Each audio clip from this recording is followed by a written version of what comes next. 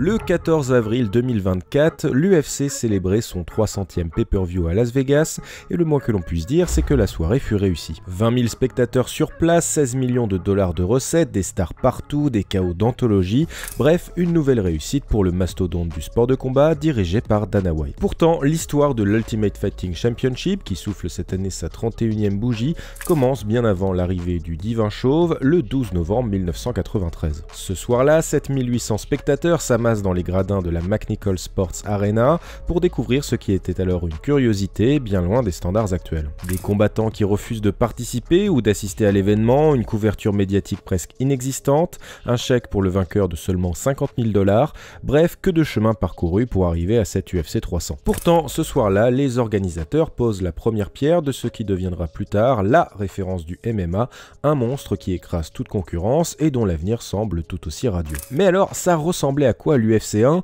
Eh ben, disons simplement que c'était un beau bordel. Dans ce 6e épisode de Focus, on va revenir sur cet événement à l'histoire tourmentée où se croisent des personnages plus barrés les uns que les autres. L'UFC 1 ? What the fuck is that?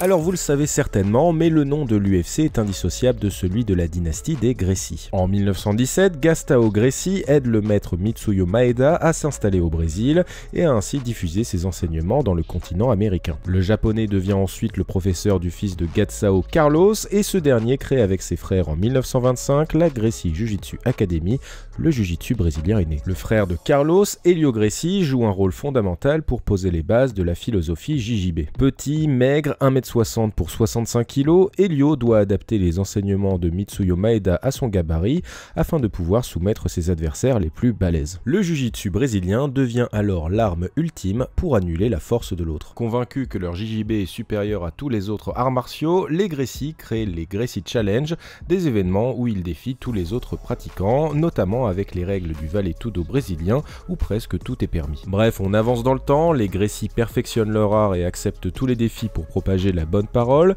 Carlos Gracie s'installe aux États-Unis en 1972, suivi 6 ans plus tard par son neveu et futur cofondateur de l'UFC, Rorion Gracie. Ambassadeur du jiu-jitsu brésilien, Rorion connaît plusieurs expériences à Hollywood, notamment en devenant conseiller bagarre sur la série L'Arme Fatale. Dans les années 1990, Rorion a une idée, créer un tournoi d'arts martiaux mixtes censé encore une fois prouver la supériorité du jiu-jitsu brésilien en s'inspirant des Gracie Challenge créés par son oncle Carlos. Dans son entreprise, le Brésilien aura la chance de rencontrer un promoteur fou qui réfléchit à l'idée depuis des années, l'américain Art Davie. Alors il faut dire qu'à l'époque, Art Davie est à des années-lumière de la philosophie Gracie. Quand les Brésiliens vantent les bénéfices d'un esprit sain dans un corps sain, pour Art Davie, c'est plus le spectacle, la lumière et surtout l'argent. Ancien boxeur, l'américain vend des voitures à San Diego et se met en scène dans des pubs où il enchaîne les cascades les plus folles, tout ça pour au final vendre des bagnoles. Fan de sport de combat, Art Davie sait que plusieurs questions animent cet univers, notamment est-ce que le meilleur des boxeurs peut battre le plus grand des sumotori, qui est le plus efficace entre le kung-fu et le karaté. Bref, en bon entrepreneur qu'il est, Art Davie se dit qu'il y a peut-être quelque chose à faire avec ça. L'américain réfléchit donc à un système de tournoi et lit un jour un article sur Rorion Gracie dans Playboy.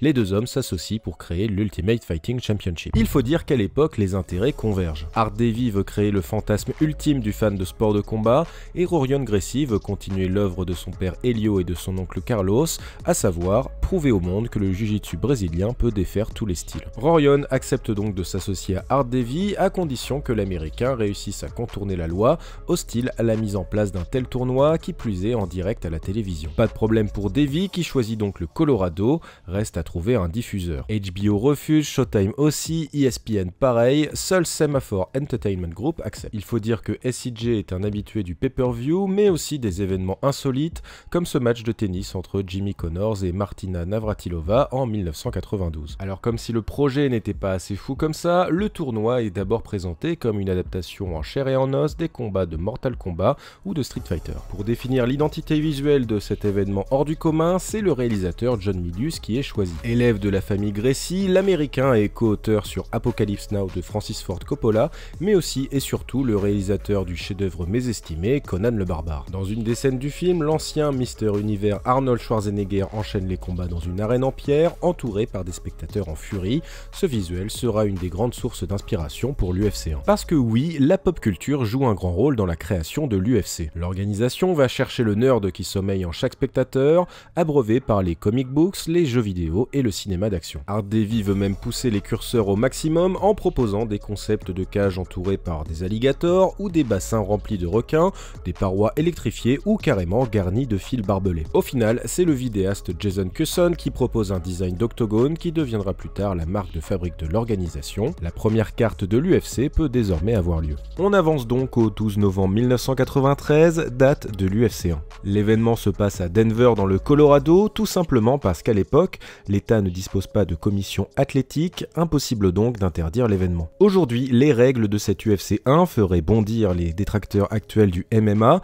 pas de catégorie de poids, pas de round, pas de juge, presque tout est permis à part les morsures, les coups dans les yeux ou dans les parties. Pour gagner, il faut une soumission, un KO ou bien un abandon. Alors dans les gradins, pas mal d'invités de renom comme Maurice Smith, Ernesto Hoost ou Rob Kaman, mais les spectateurs ont encore du mal à imaginer ce pourquoi ils ont payé. Même dans les vestiaires, le combattant Ken Shamrock est persuadé qu'il participe à un tournoi un peu fumeux, s'apparentant plus à du catch qu'à du combat de rue. Pourtant, les derniers doutes sont levés lorsqu'arrive le tout premier combat de l'histoire de l'UFC. Le champion de karaté, de kick et de boxe française Gerard Gordeau fait face au sumo Teila Tuli et la suite est d'une rare violence. Tuli charge son adversaire avec ses 180 kg, Gordeau l'esquive, le laisse s'écraser contre la cage avant de lui asséner un violent coup de pied au visage suivi d'un uppercut. L'arbitre est contraint d'arrêter après 26 secondes de combat. Une dent du combattant s'envole dans la foule suite au choc et deux autres resteront coincés dans le pied de Gerard Gordeau qui poursuivra le tournoi sans les retirer. La violence de ce premier combat laisse la salle bouche bée, les vestiaires aussi,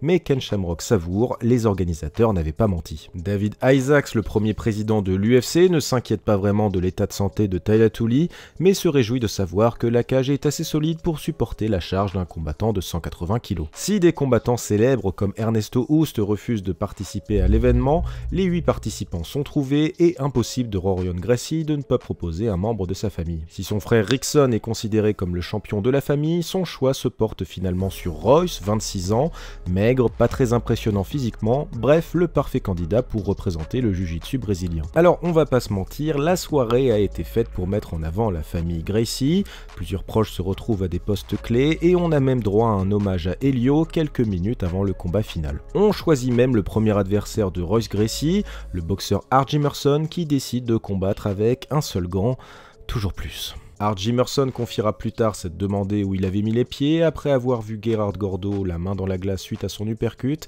et avec deux dents de son adversaire dans le pied. Au final, Royce Gracie soumet Jimerson en 2 minutes 18 et le renvoie vers sa carrière de boxeur. Dans le reste du premier tour, un Kevin Rosier hors forme stoppe Zane Frazier et Ken Shamrock soumet la sensation locale Patrick Smith. La demi-finale suivante est parfaite pour le clan Gracie puisqu'elle oppose Royce à Ken Shamrock. Alors si on regarde avec des yeux de néophyte, on se dit que l'athlète américain va facilement se débarrasser du gringalet brésilien, et pourtant, devant un public déçu, Royce Gracie soumet Ken Shamrock en moins d'1 minute, débutant ainsi une des plus grandes rivalités de l'histoire du MMA. En finale, Royce Gracie retrouve Gerard Gordeau, qu'il soumet en 1 minute 40, après que le néerlandais lui ait délibérément mordu l'oreille. Au final, la soirée est une réussite totale pour la famille Gracie, même Helio Gracie se met à danser dans la soirée qui suit, malgré ses 80 ans. Alors même si la soirée n'aura au final comporté que 13 minutes et 25 secondes de combat, l'UFC 1 est une réussite, récoltant pas moins de 90 000 pay-per-view et devenant culte dans les vidéoclubs. Dans les jours et les années qui suivent ce soir de novembre, l'UFC subit les pressions politiques et se bat pour sa survie.